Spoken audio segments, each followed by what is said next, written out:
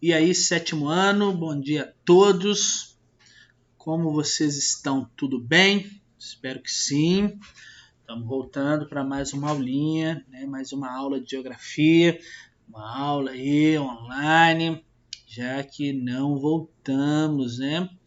Não voltamos aí desse período de isolamento. Pelo contrário, né? Na última semana aí nós tivemos o prefeito aí voltando ao início, né? Voltando só aos serviços essenciais devido ao aumento aí dos casos de pessoas que estão doentes e não sei o quê. Então não tem solução, então não anda, né? Tá difícil. Mas pessoal, sejam bem-vindos mais uma vez. Gostaria de lembrá-los sempre para assinar a lista de presença. O link encontra-se aí na descrição desse vídeo, vocês já sabem. Qualquer dúvida, entre em contato comigo. Vocês têm vários canais para isso. Vocês podem utilizar a parte dos comentários desse vídeo. Vocês também podem utilizar na lista de presença, tem um campo lá se você ficou com dúvida. Você pode ainda utilizar aquele e-mail, né, que os professores acessam, né, que é um e-mail geral. Ou ainda vocês podem também anotar as suas dúvidas e conversar comigo durante as nossas lives de terça-feira às 7h50 da madrugada, né? Para alguns, né, que até hoje ainda não acostumaram a acordar cedo, tá? Que tem sido momentos aí muito proveitosos, né? Eu tenho gostado bastante, tem dado para a gente discutir muitas coisas sobre os mais diversos assuntos do nosso conteúdo, né? Sobre o Brasil, sobretudo, tá?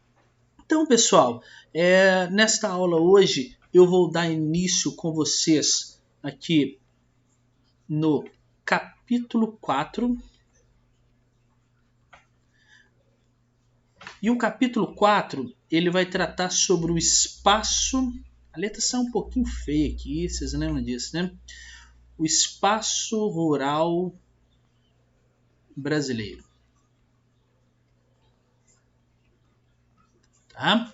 Então, o espaço rural brasileiro, nós vamos estudar, ele é de extrema importância para a análise, né, para o entendimento do Brasil, e do mesmo tanto que ele é importante, ele é extremamente complexo, tá?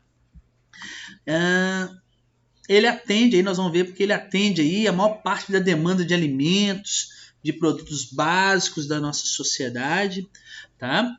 Nós vamos entender neste capítulo aí como que é a organização do campo brasileiro, tá?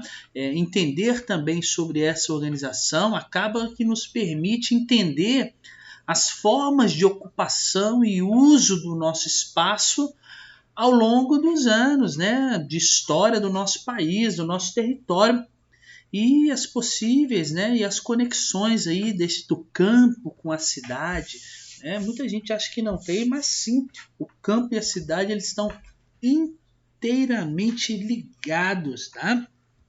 Neste capítulo nós vamos ver que na atualidade, por exemplo, se discute muito sobre a necessidade de se produzir, de que se tenha produções sustentáveis, né, que se reduzam impactos ambientais, sobretudo da intervenção humana nos espaços, né? Aí neste capítulo nós vamos tratar sobre isso, né? Sobre esses aspectos, tá? Da agroecologia, do extrativismo vegetal tradicional, preservação do meio ambiente, entre outros aspectos, tá bom? E além disso, né, nós vamos entender também como funciona aí dentro dessa lógica, dessa organização do espaço rural brasileiro, e hoje o enfoque principal, né, da nossa aula aqui, no aspecto da concentração de terras no Brasil, que é tão grande, nós vamos falar disso logo, e isso, claro, vai acarretar numa série de problemas para o nosso território e, sobretudo, para o nosso povo, tá? Essa aula eu prometo a vocês que vai ser bem curtinha, tá? Nas últimas aulas aí, na última aula, né, que eu gravei para vocês, eu abusei, né? Foi bem longa, eu sei que foi um um pouquinho grande, mas era preciso, né, para a gente discutir tudo. Essa eu vou tentar ser mais breve, tá? Só lembrando aqui que isso tudo nós já estamos aqui no volume 2. Ok? Então vamos lá. Eu vou deixar só uma tela de fundo aqui para a gente ir discutindo, tá? Essa aula aqui vai ser uma aula mais teórica, tá bom? Vou deixar essa tela aí, que ela quer dizer tudo sobre o que nós vamos discutir. Olha só, moço, por acaso o senhor não tem um restinho de terra para me dar? Ou um latifúndio velho que o senhor não estiver usando? Aí lá o cara lá com um cachorro bravo, um cara de bravo, olhando para esse povo aí, pobre, parece que não tem nada aí, né? Então, olha só, organização do espaço rural no Brasil. Eu tenho que pensar primeiro lá na época da colonização e distribuição das terras no Brasil, né? Lembrar que a distribuição de terras no Brasil, ela aconteceu primeiro com a coroa portuguesa, né? Então, a coroa portuguesa que fez a primeira forma de distribuição de terras no Brasil. E ela distribuiu as terras no Brasil através do processo, nós já estudamos isso, das capitanias hereditárias.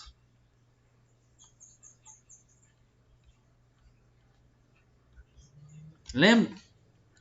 Extensas faixas de terras que iam do litoral até o interior, né, do Brasil, que eram cedidas, né, pela coroa portuguesa aos donatários, né? Então a distribuição de terras da coroa portuguesa no território brasileiro se iniciou aí com o estabelecimento das capitanias hereditárias. Lembre-se que não eram muitas capitanias hereditárias, né?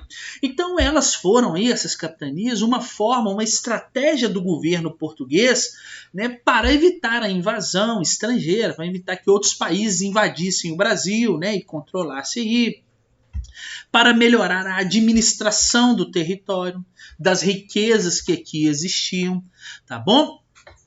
Então, neste período, nós temos que lembrar que nessas capitanias hereditárias, grandes porções de terras eram doadas pela coroa aos membros da corte, os chamados donatários. Então, percebam que, olha só, já no início do Brasil, grandes extensões de terras já foram cedidas nas mãos de poucos. Percebam aqui também que, olha aqui, ó, hereditária significa que passavam de pai para filho. Então, vamos ver. O uso de terras no Brasil, né, lá no Brasil colônia, ele visava sobretudo ao atendimento às demandas de quem? Da metrópole. Né? Lembra disso, por exemplo, a cana-de-açúcar é um bom exemplo, né? Ela tratava de um importante produto para a economia, né, que existia aí desde o período colonial. Tá? Então, cultivava-se a cana-de-açúcar, por exemplo, no Nordeste, né, e ela era destinada, aí, essa produção era destinada aonde? Para a metrópole, não era destinada para a colônia. Então, olha duas características que eu já consegui observar aí, né, no Brasil. Primeiro, que desde o seu processo, o início do processo de ocupação, extensas terras foram cedidas para poucas pessoas.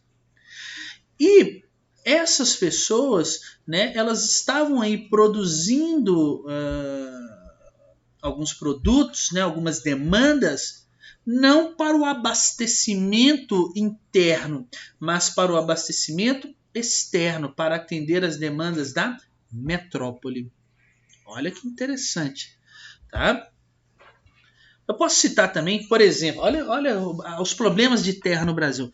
Após a independência aí do Brasil, com o fim da escravidão, por exemplo, estou indo e voltando na história, né?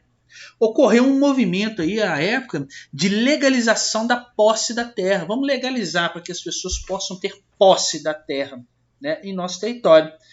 Só que nessa mesma época ocorreu aí um processo chamado Lei de Terras. Opa, desculpa. Lei de Terras. Ela ocorreu aí em 1850. a posse da terra seria legal, né? As pessoas terem acesso à terra e tal. Só que em 1850, com essa lei de terras, disse o seguinte, ó, legal, vocês querem ter posse da terra, só que a posse da terra, né, só pode ser feita por meio de pagamento em dinheiro. Ou seja, a população tem dinheiro? Não, só poderia ser com dinheiro ali ao vivo. As terras não poderiam ser cedidas, não poderiam ser doadas, nem nada disso. Não poderiam ser trocadas. Só poderia ter a posse, ser dono de uma terra, se você trocasse ela por dinheiro. Ou seja, a maioria da população era pobre. A outra grande maioria era escravo. Como que ela ia ter acesso à terra? Então percebam que com esta lei, a concentração das terras ainda permanecia nas mãos de quem tinha dinheiro. Olha como que isso, tá? Então esse aspecto, por sua vez, ele limitou o acesso à propriedade para a maior parte, a grande parcela da população. Olha como que a história do Brasil sempre foi uma história voltada aí para a exclusão das pessoas, né, do acesso à terra, né? E isso reflete até hoje os problemas que nós temos no Brasil.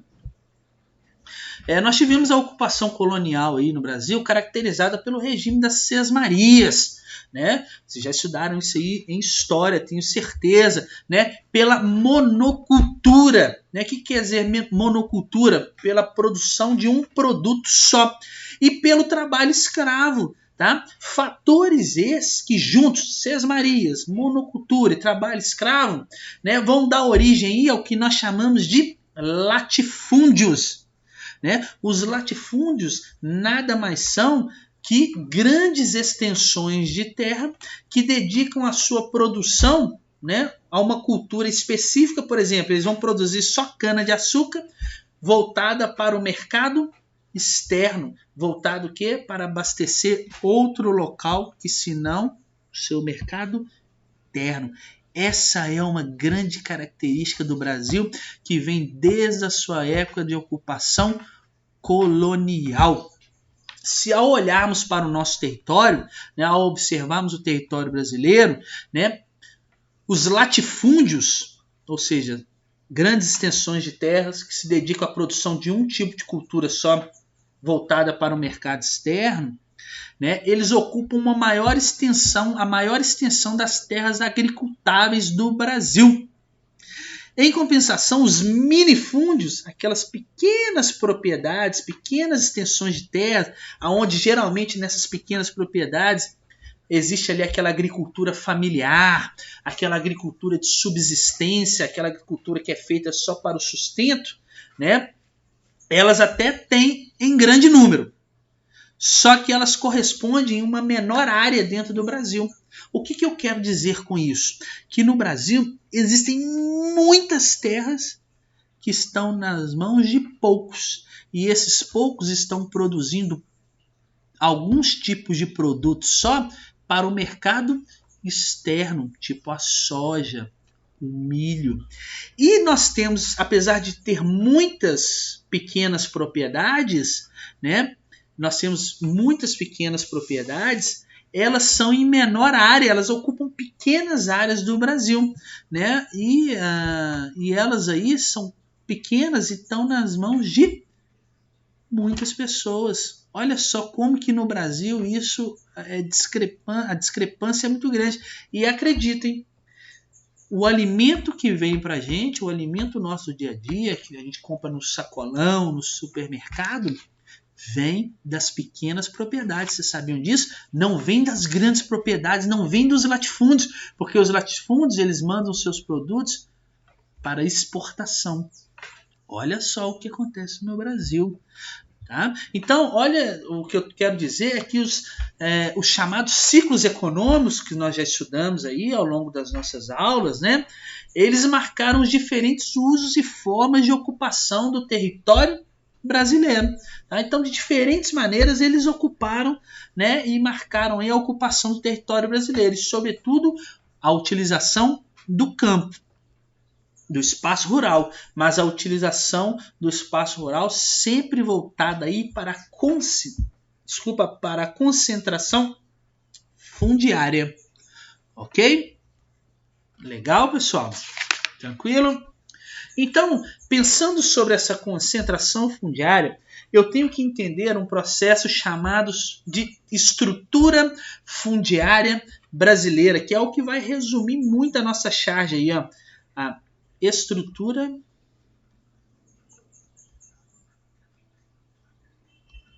fundiária. A letra sai feia aqui, nossa. Brasileira.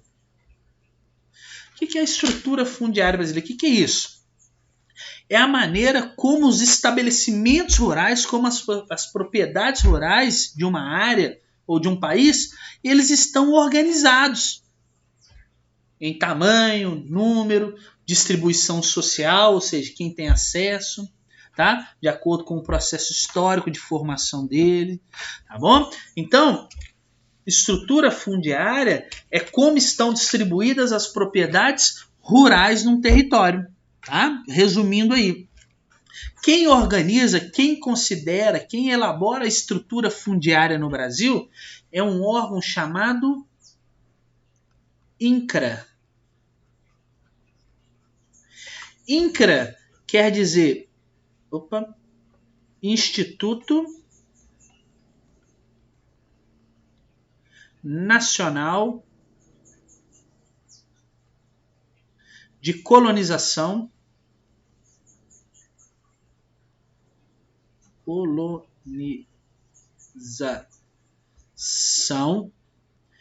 e Reforma Agrária. Será que vai dar para eu escrever aqui? Não vai. Reforma Agrária. INCRA. Então o INCRA é que vai estabelecer aí como é a estrutura fundiária brasileira. E o INCRA, né, ele define a estrutura fundiária brasileira da seguinte maneira, hein? Pequena propriedade,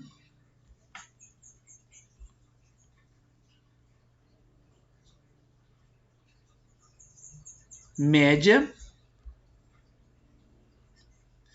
e grande. Nossa, que incrível, né? Então ele vai dividir em pequena, média e grande. Pequena, quando ele fala pequena propriedade, são locais com menos de 200 hectares.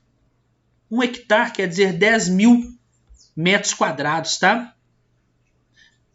Mesma coisa de um campo de futebol. 1 hectare, um campo de futebol tem mais ou menos 10 mil metros quadrados, tá? 1 hectare. Então 200 hectares, né? Quer dizer aí, 1 hectare tem 10 mil metros, você faz aí a multiplicação, né? Minha cabeça não tá boa para isso, não.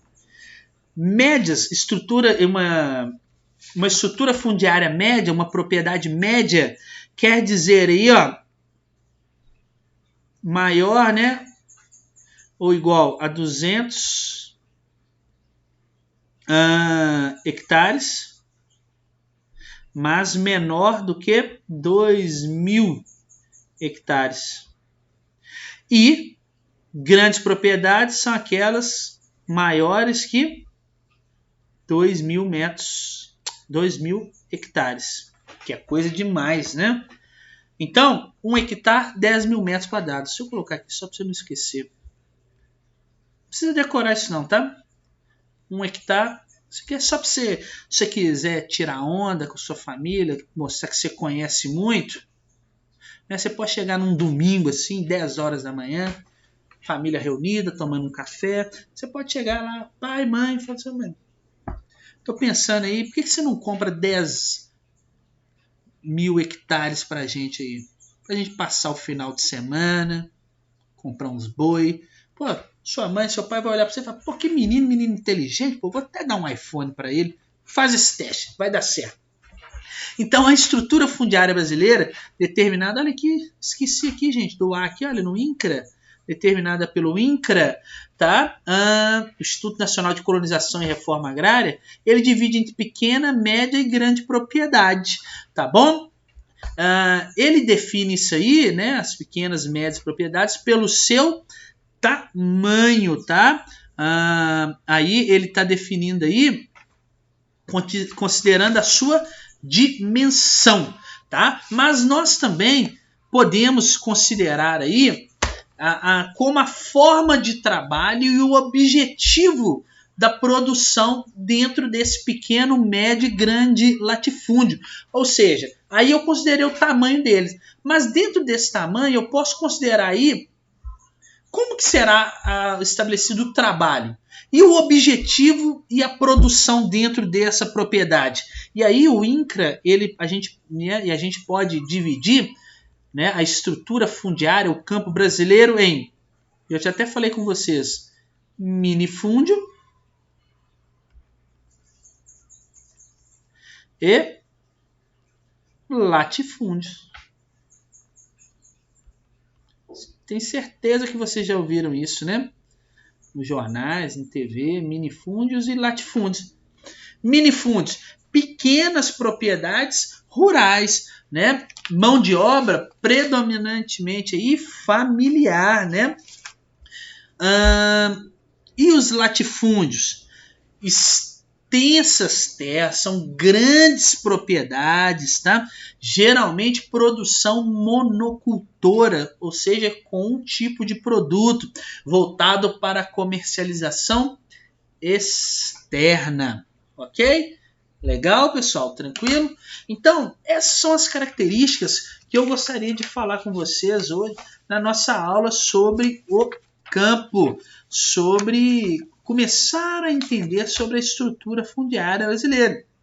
Então, de forma bem generalizada, eu quero que vocês saibam que o campo brasileiro, nós temos dentro da nossa estrutura fundiária, né, a presença de muitos latifúndios, né, ou seja, de grandes extensões de terra, com a presença de monocultura voltada para o mercado externo. Nós temos a concentração fundiária, e essa concentração fundiária, a concentração de muitas terras nas mãos de poucas pessoas, advém de um processo histórico, do processo histórico que vem desde o nosso processo aí de colonização, desde o Brasil, colônia.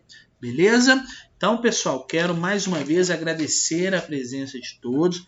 Muito obrigado pela paciência em assistir essa aula. Espero todos vocês na próxima. Qualquer dúvida, estou à disposição de todos, como eu disse aí no início da aula. Não esqueçam, por favor, de assinar a lista de presença. Então, valeu e até a próxima aula. Fui!